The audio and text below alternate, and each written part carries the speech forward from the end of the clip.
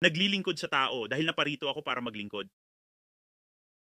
Kapag sobrang nag-iisip tayo, nagiging kakaiba, makasarili, at nababalisa tayo, tama, lahat tayo ganyan. Lahat tayo ganyan.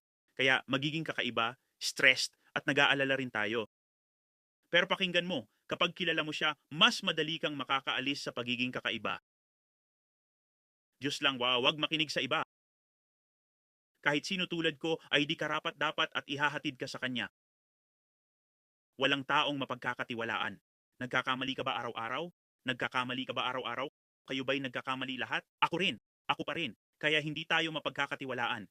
Pag nagkakamali tayo at lumalabas ang pagiging makasarili, tayo yon, hindi siya. Pero ang maganda sa Diyos, di niya binabago ang isip niya tungkol sa tin. Amen?